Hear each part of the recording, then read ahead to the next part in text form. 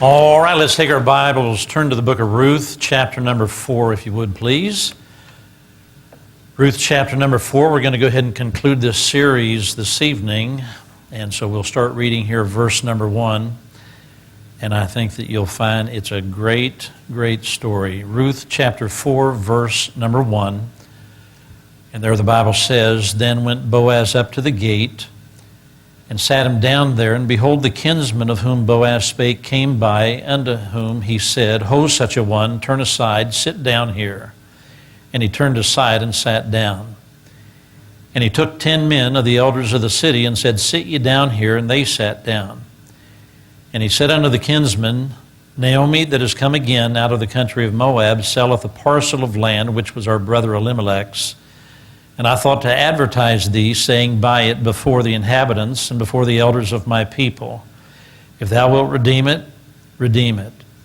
But if thou wilt not redeem it, then tell me that I may know, for there is none to redeem it beside thee, and I am after thee. And he said, I will redeem it. Then said Boaz, What day thou buyest the field of the hand of Naomi, thou must buy it also of Ruth the Moabitess, the wife of the dead, to raise up the name of the dead upon his inheritance. And the kinsman said, I cannot redeem it for myself, lest I mar mine own inheritance. Redeem thou my right to thyself, for I cannot redeem it. Now this was the manner in former time in Israel concerning redeeming and concerning changing. For to confirm all things, a man plucked off his shoe and gave it to his neighbor, and this was a testimony in Israel. Therefore the kinsman said unto Boaz, Buy it for thee. So he drew off his shoe. This will all make more sense in a little while. I want to bring a message tonight on the subject, an unforgettable ending. For many, many years, Hollywood put something in their movies that caused people to want to see them over and over again. In fact, this special something that they put in their movies, it was almost addictive. But what was this secret ingredient that just about guaranteed a movie's success? It was called a happy ending. And everybody loves a happy ending. But why is that? It's because there has always been a huge difference between Hollywood and reality.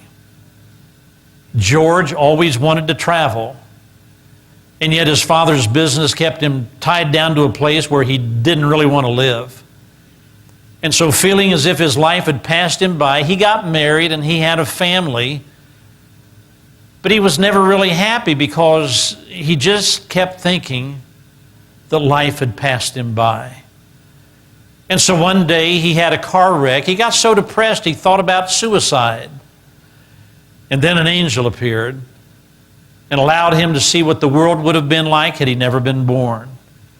And George came to his senses. He could now see what a fool he had been for feeling cheated because he had just a normal kind of life. And that's when he could see for the first time that it's a wonderful life. That movie made Jimmy Stewart an even bigger star, and the reason that it was such a huge hit was because it had such a great, happy ending. So is that how life really is? Not even close. Without Christ, a person's life is full of emptiness, despair, and drudgery. And that is the reason why people loved to be fooled by Hollywood, because for 1 hour or more, they could be transported by make-believe to a land where everything works out in the end. And that brings us back to the book of Ruth, because in this book, the Lord is factored into things. And because the Lord is now part of the mix, we're going to have a happy ending regardless of the circumstances that they might be going through. And it is here that we're allowed to see the beauty and the wonder of how good life can be for a child of God. In this final chapter, instead of George Bailey, we find Boaz as being the main character. And instead of wondering about what he may have missed in life, we find Boaz grabbing hold of the situation. to find out what God might have in store for him. And what is the driving force in the life of Boaz? For Hollywood, the driving force is always money. And yet for Boaz, he already has more than enough money, and he is now in search of a love that was ordained by God. Take a look at verse number 1. If you mark your Bibles up tonight, grab your pen and circle the very first word, the word then, in verse number 1. First thing that we see this evening is this: love must be the top priority. Then went Boaz up to the gate and sat him down there, and behold, the kinsman of whom Boaz spake came by, unto whom he said, Ho, such a one, turn aside, sit down here. And he turned aside and sat down. The word then is used in this verse to highlight the fact that as soon as the sun came up on this brand new day, then Boaz took action, just like he had promised Ruth. Boaz was no longer dealing with his grain harvest after having spent the entire night guarding it. He had sent Ruth back to Naomi and given his word that he would not rest until this matter was settled as far as her marriage, as far as her being able to be redeemed. And so as soon as the sun came up, the first thing Boaz did was to immediately charge down to the city's main gate. For it was there where all of the official business was to be concluded. Boaz needed to meet with the one and only man who stood in the way between he and Ruth being married, and he wanted to find that one man first thing. So how does Boaz's attitude and his willingness to take care of this matter show anything about his love for Ruth? Love must be, in life, the top priority. Before I get into answering that, let me take a rabbit trail on purpose to show you something about people and how they operate. There are basically two kinds of people in relation to how people interact with other people. There are those who are mission-oriented, and there are those who are people-oriented. Those who are mission-oriented are always more organized because they're focused on the task at hand. To them, the job is everything. And so they organize all of the little details and the parts that have to do anything with that job because that job is their life, and they get all of the little things in life organized because that job is everything to them. Now, if this kind of a person goes to an extreme, they become what we call a perfectionist. And a perfectionist is a person who drives everybody around them crazy, because they have to have everything in their own little nook and cranny. Everything has to be organized to perfection. And then there are those who are people-oriented. These are the people who have a job to do, but that job is secondary. The question is, are we all having fun? The question is everybody happy? The question is, are we all having a great time communicating with one another? And hey, if we don't get the job done today, there's always tomorrow. The important thing is that we are enjoying each other's company while we're working on this job. So which one is good? And which one is bad? Actually, they're both good because they describe exactly how the Lord was. His face was set like a flint. He was going to Jerusalem. He came into this world for one reason, and that was to die on Calvary, and nobody was going to keep him from performing and completing his mission.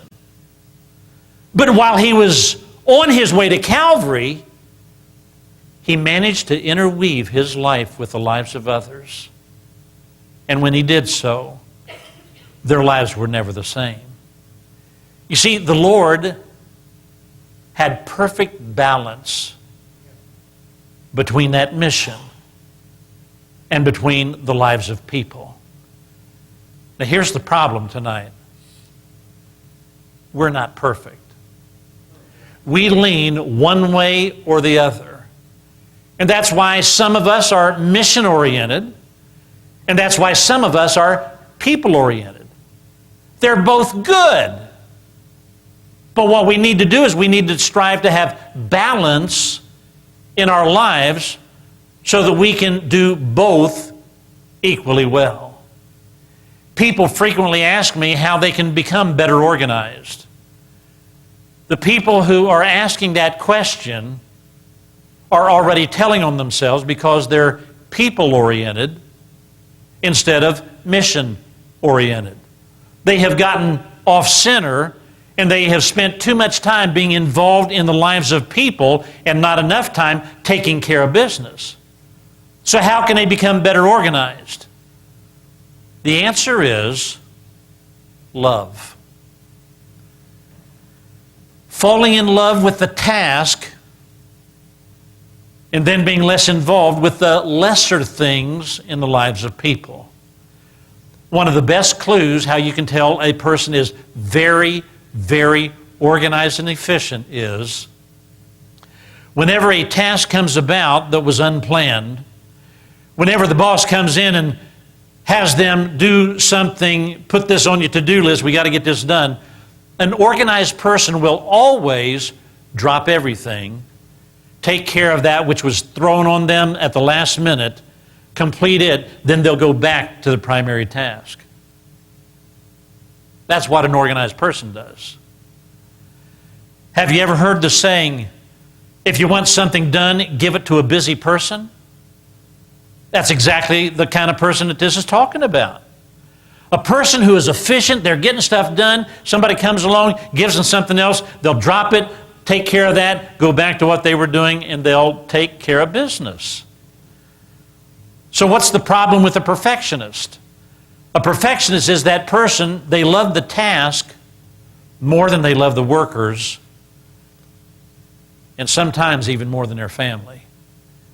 And when they hit that extreme, they need to back off from the mission and get their eyes off of the organizational skills that they possess, and they need to get back in love with people. So now let's go back to Boaz. What was he doing in the threshing floor that caused him to spend all night long there? His gigantic mission and task was he was guarding his grain harvest. This was the single most important time of the year for him. And what happened when Ruth approached him and asked him to redeem her by marriage? That is when Boaz dropped everything. He then shifted his focus and his attention and his love from his harvest to Ruth and her needs. And why did he do that? Because of love. Love is what creates our priorities in life, and love needs to always be our top priority in life. Verse number 2, this time circle the word elders as we come to it. Second thing about love tonight is this: love must be protected. And he took 10 men of the elders of the city and said, sit you down here, and they sat down. As big and strong and powerful as love is, you would almost think that it's invincible, that it's indestructible. But when it came to this matter of redeeming Ruth, Boaz was not about to take any chances at all. In this matter, there would be no verbal agreement and a handshake. For something this important, Boaz wanted witnesses. Not 2 or 3, as mentioned in the New Testament by the Lord. Boaz wants 10 of them. Not just any witnesses will do. He's choosing the elders of the city. This was going to be as documented as it could be, so that down the road there would be no questions whatsoever. This emphasizes how important it is for all of us to make sure that we guard our love as much as possible. But who or what are we supposed to be protecting our love from? When I give premarital counseling to an engaged young couple, I recommend that they hold off trying to have children for a couple of years. And why do I give that recommendation that some people don't like? It's because a baby can be one of the biggest home wreckers that exist. A newly married couple are going to have a lot of adjustments to make, especially in that first year of marriage. And they need to work extremely hard learning how to get along with each other, how to settle differences, how to please one another, and about 1,000 other things. And they need as much time alone to be able to lay a solid foundation for their marriage. Listen to this verse out of Deuteronomy 24, verse number 5. When a man hath taken a new wife, he shall not go out to war, neither shall he be charged with any business, but he shall be free at home 1 year, and shall cheer up his wife which he hath taken. God was so concerned about a marriage being established on a good, rock-based, solid foundation that he placed the marriage above fighting for a person's own country. He's saying, if there's a war, I want that newly married man to stay home. Why? Because he has a wife that he needs to get to know that person. They need to lay a foundation so that one day, when the children start arriving on the scene, those kids are not going to destroy the home. That home will be built far too strong. It will survive any and every threat. Another threat to marriage,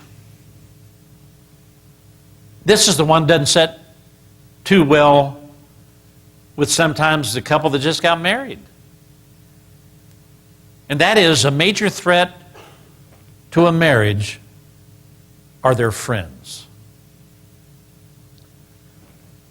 Most cases of adultery take place with a best friend.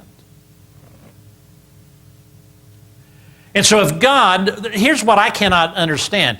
If God put such an emphasis on the importance of marriage, telling the husband, hey, even if your own country is at war, stay home and get to know your wife. If God thinks it's that important, then why in the world do young couples, they just get married and they got to start running around with other young couples? Why is that? That doesn't help a marriage at all. That hurts a marriage. Young couples need to kind of shove the world out of their life and find out who they just married. Because I'm telling you something right now, once the kids come along, you're not going to see that person for about 20 to 25 years.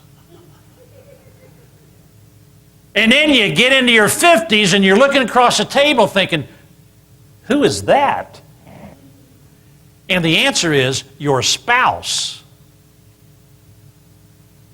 Right now, we got way too many marriages ending in divorce after 20 plus years of marriage. And I'm telling you something right now, marriages need to be protected many times by friends. Keep them at their distance. Spend time with one another. Another threat to a marriage could include parents and in-laws. And again, they can be such a blessing, but they need to be kept at a distance as far as information goes. When the wife burns the pancakes for breakfast, mom doesn't need to hear about it. If money's getting tight, the in-laws don't need to know. We need to keep them at a distance so that they can be uninformed and happy. Allow them to enjoy life too. The bottom line here is that love is not as indestructible as people imagine. It needs to be guarded because there's a lot of things in this world, whether it be deliberate or accidental, these other things in this world can destroy marriage and love. Verse number 3. Love can be costly. And he said unto the kinsman Naomi that is come out again out of the country of Moab, selleth a parcel of land, which was our brother Elimelech's. That means it's a family thing here going on. And I thought to advertise thee, saying, buy it before the inhabitants and before the elders of my people. If thou wilt redeem it, redeem it. But if thou wilt not redeem it, then tell me that I may know, for there is none to redeem it beside thee, and I am after thee. And he said, I will redeem it. Then said Boaz, what day thou buyest the field of the hand of Naomi, thou must buy it also of Ruth the Moabitess, the wife of the dead, to raise up the name of the dead upon his inheritance. And the kinsman said, I cannot redeem it for myself, lest I mar mine own inheritance. Redeem thou my right to thyself, for I cannot redeem it. When Boaz approached this relative and informed him that he had the chance to buy this property that belonged to Naomi, he initially agreed to it because back then, land was everything. God created this law so that the land could be kept in that very family. And if the family went into debt and they had to sell the property to somebody else, the property was always sold on a prorated basis because whoever was buying it was not going to keep it, because when the 50th year or the year Jubilee rolled around, that property went back to the original family. This relative was willing to buy it until he found out that Ruth went along as part of the deal. When he heard that, he withdrew his offer because it was now going to cost him a whole lot more than just the land. Do you know how much land costs? A lot. Do you know how much it costs to have a wife? All that you've got.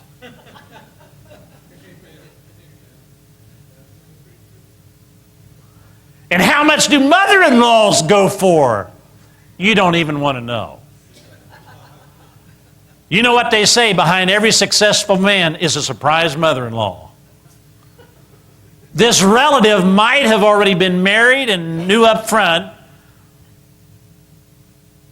if I marry her, I'm dead.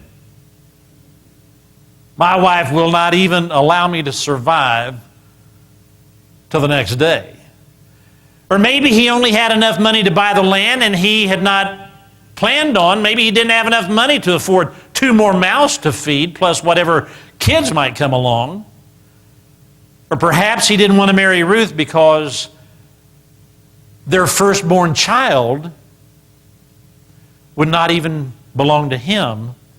That firstborn child would belong to Ruth and her former husband, and that would complicate an inheritance within his own family.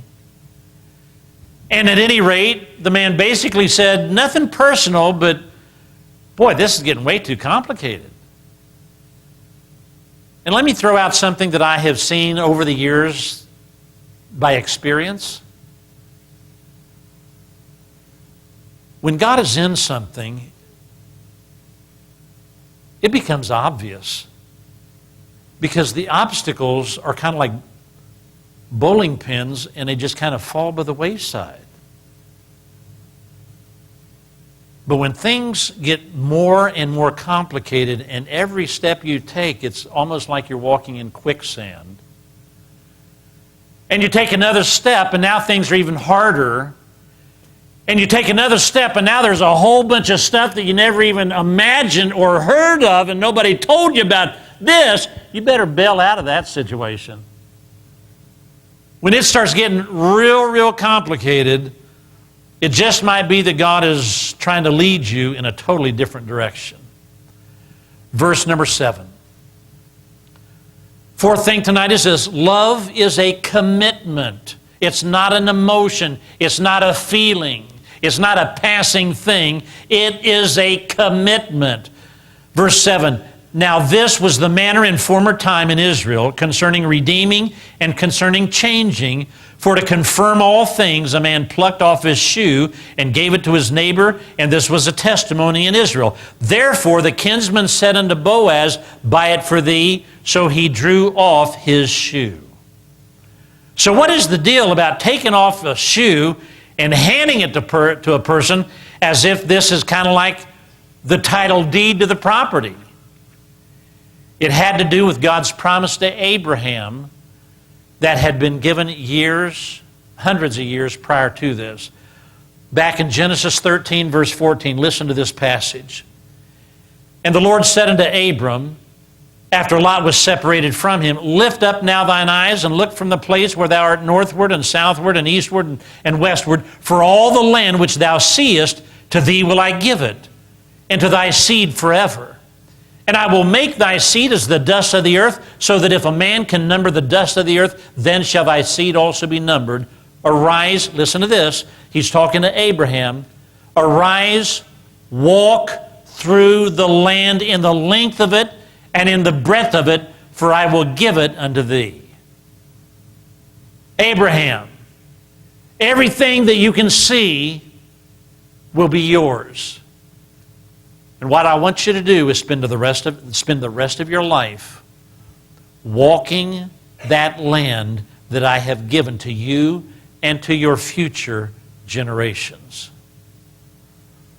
By removing his shoe, this relative was refusing to claim the ground that belonged to their family. It was not a bad thing. It was simply a visible means of rejecting this offer to be the kinsman and redeemer that allowed all witnesses to know that God's offer had been rejected. And what did this mean for Boaz? All that the other man did not want, Boaz was now willing to accept. And so Boaz bought the land from Naomi, which must have had a mortgage on it. It was in debt. She couldn't afford to keep it. She couldn't make the payments. It was going to be going into default.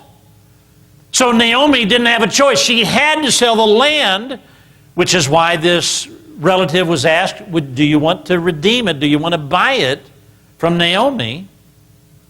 Meaning pay off the mortgage and whatever's left over she'll get. And so now Boaz buys the land. Naomi sells the property to him. She's no longer poor. Naomi now has a pretty good sized cash settlement. Boaz also entered into a marriage arrangement with Ruth, which neither of them took lightly. And by doing so, they both entered into a lifelong commitment. You can go out and buy a car and finance it for 5 years or more. You can buy a house and finance it for 30 years. But when you get married, it's not a 5-year commitment or a 20 or 30-year commitment. It's lifelong. And if a person is not willing to make it a lifelong commitment, they have no business getting married. They need to go get him a dog. And when they come home at the end of the day, that dog will wag its tail. It'll be happy to see you. But forget about getting married if you're not willing to make it a lifelong commitment. Verse number 11. Love is rewarding. And all the people that were in the gate and the elders said, We are witnesses, the Lord make the woman that has come into thine house like Rachel and like Leah, which two did build the house of Israel, and do thou worthily in Ephratah, and be famous. Circle that word right there, we'll come back to it. And be famous in Bethlehem, and let thy house be like the house of Pharez, whom Tamar bare unto Judah, of the seed which the Lord shall give thee of this young woman. When the people came to realize that Boaz was going to now marry Ruth, they immediately wished him well, hoping that their town of Bethlehem would one day become famous because of their future children. They could never have guessed how famous their little town would one day become. Boaz and Ruth did get married. They had a child who would become the grandfather of King David. When it comes to love, we have no idea what its impact might be. But because love originated with God, its impact will be felt throughout eternity. But the wonderful thing about love is that we don't have to wait till we get to heaven to enjoy it, or to be impacted by it, or blessed by it. Every child should have the joy of knowing that mom and dad love them as well as each other. And if a marriage is strained and having some serious issues, those issues should never cloud the fact that there should still be no reservations in the mind or the heart of the child that mom and dad love me. And even though a child might not be able to do anything about that marriage situation and the troubles that might exist, they need to make up their child minds that when they become an adult, they will do what their parents were not able to do. And that was to have a happy marriage. Verse 13, love must be reflective of God. Verse 13 says, so Boaz took Ruth, and she was his wife, a Jew and a Gentile bride. Sound familiar? Jesus Christ and his church. So Boaz took Ruth, and she was his wife, and when he went in unto her, the Lord gave her conception, and she bare a son.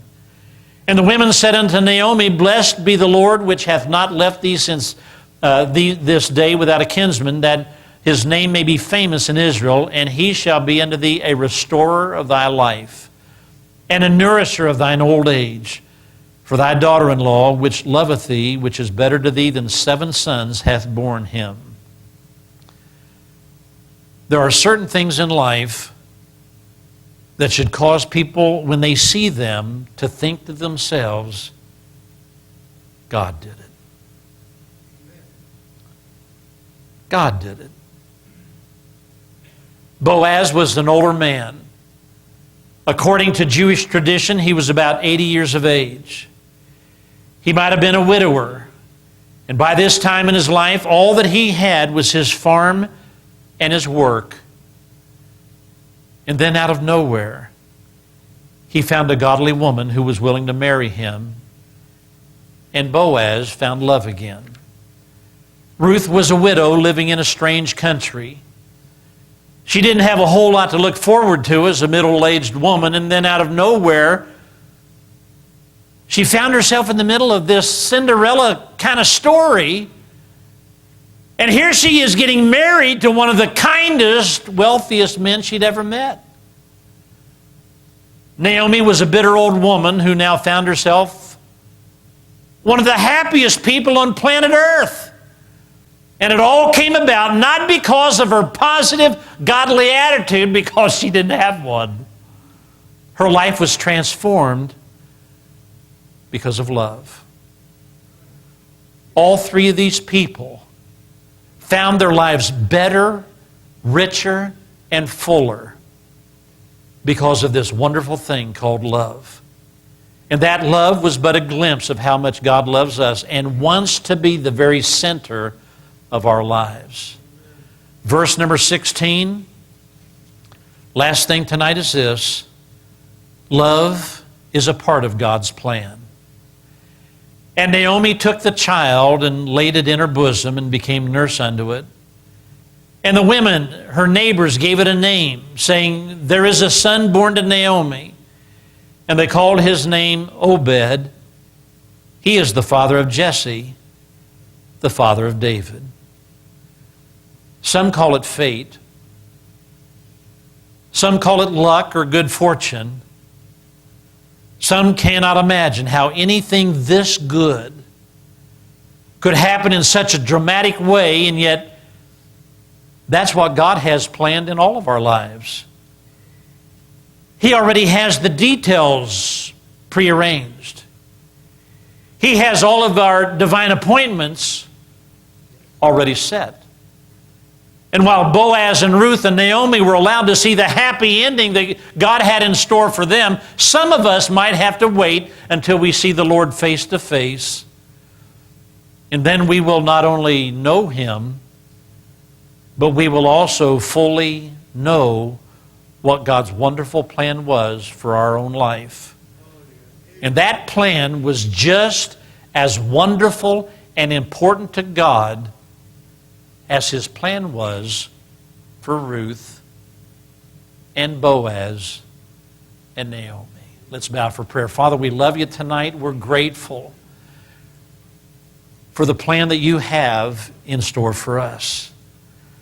And Holy Spirit, in order for us to be able to follow that plan as close as possible, we need to be yielded to You.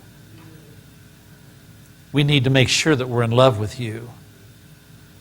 And Holy Spirit, tonight we ask and pray that You would please make our hearts more tender, more receptive to Your gentle guiding and leading and teaching.